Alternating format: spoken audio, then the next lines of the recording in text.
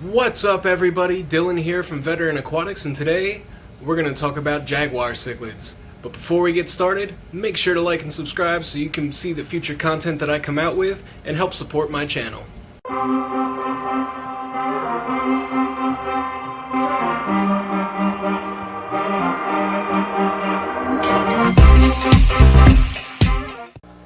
So the Jaguar cichlid, this is one of my favorite Central and South American cichlids, and it's the first one that I've ever kept. Their scientific name is Parachromis maganesis, and they're very aggressive fish, right? So if you guys are considering keeping Jaguar cichlids in your aquarium, make sure you understand that and pair them with fish of a similar temperament, right? Something like a Jack Dempsey or a Green Terror. They have to be something that's similar in size and similar in temperament. If not, the Jaguars will tear them up.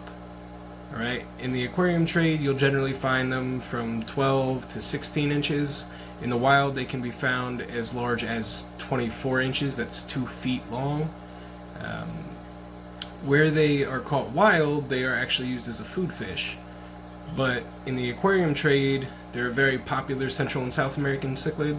They're fairly common, but it's because they're really attractive fish, right? So they're a golden, yellow, and black spotted color. They're absolutely stunning to look at when they get bigger, but they are, like I said, very aggressive. So as far as pH ranges, you're looking at something between 7 to 8.6 or so. I keep mine at about 7.8. Most of your cichlids are going to like a more hard water, so a higher pH is going to be better for them. As far as temperature goes, something from 74 to 86. I keep all my tanks at about 79 degrees. It seems to be the sweet spot for most tropical fish, and I'm just trying to make sure that, you know, everything's comfortable, nothing's too hot or too cold. Tank size. So these guys get really big.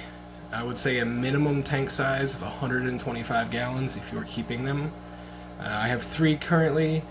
1 is a male, 2 are female. They will eventually pair off, and I will have to remove the other female. I have another 125. It's the one that's set up that you can see behind me. It's currently empty, and that's probably going to be my spare cichlid tank, right? I have the Robertsoni cichlids as well that I just got, but they're really small. It's going to be a long time before we worry about them breeding. Speaking of breeding, when Jaguar cichlids breed, they're not mouth brooders. They will clear off a space. You'll see either a piece of rock or a spot on the tank where they fanned all the sand away, and the male will start courting the female. They're going to get extremely aggressive during this time, and you're going to want to remove everything else from the tank. Just leave the pair of the Parachromis in there and nothing else, because they will attack it, and more than likely they will kill it. So they'll clean off an area, the female will lay her eggs, the male will then fertilize the eggs, and the parents will guard it. They can have anywhere from 200 to 2, 3, 4,000 fry in one shot. Right, so one spawn will give you a ton of fry. When these guys spawn, I have no idea what I'm going to do with them all. Odds are I'm going to leave most of them in the tank with the parents, and I'm going to pull out 60 or so and raise them up and spread them out throughout the club. Right? Feeding. Like I said before, these guys are carnivorous. So you're going to want to give them things like tilapia fillet cut up to fit, shrimps cut up to fit. I feed them, my cull guppies get them sometimes. I do pellets. It's really hard once you start them on meaty foods to get them switched to pellets. The food that I got from the Water's Edge Aquarium actually worked, so I was able to get them to start eating pellets. I haven't had them on meat in a while, but I had to starve them for like a week. It took a long time for them to get used to eating pellets. They're still not happy about it, but they are eating it. They're very voracious, so after they get hungry enough, they'll eat just about anything. Alright, like I said, so this is one of my Jaguar cichlids. I have 3 of them in here, like I said. It's kind of hard to see because he's under the log right now, but he's got a very nice golden color to his fins and to his body. Looking at them, you can easily see why they're called Jaguar cichlids. Right, they have those nice spots. It makes them look almost like a jaguar. They're still a little shy because they're not full grown yet. These ones are probably, I'd say 5 inches long. I got them, they were very, very small, probably 2.5, 3 inches. Cichlids, Jaguar cichlids, like all cichlids, don't do well with live plants. I do have a couple very large fake plants in here. It's just to provide cover. They like a feeling of security and having places to hide, just like most cichlids do.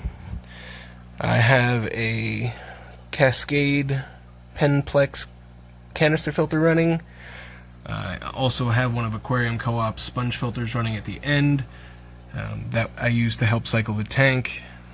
This was in their old tank, so it was able to get the beneficial bacteria in there. They also don't appreciate bright lights too much, which is why this floating plant's in here. It's just to provide some shade so that way they don't get directly hit by the light. So they're all hiding now. I'm going to assume it's because I'm talking. So I'm going to be quiet for a minute and hope that they come out. So while these guys aren't overly social, they are very hungry. So as I said before, they're very voracious cichlids. They like meat, but I've got them pellet trained. Sometimes they'll spit it out, but they'll always eat it once it softens up a little bit. They'll spit it out, wait for it to soften up a little bit in the water, and then they'll pick it up off the ground. So you can see the golden color of them a little bit better now. Now that they're out from hiding and under the light. They're very bright, very shiny fish, and I just think that they're amazing overall. So that one's pretty much stationed up behind that rock.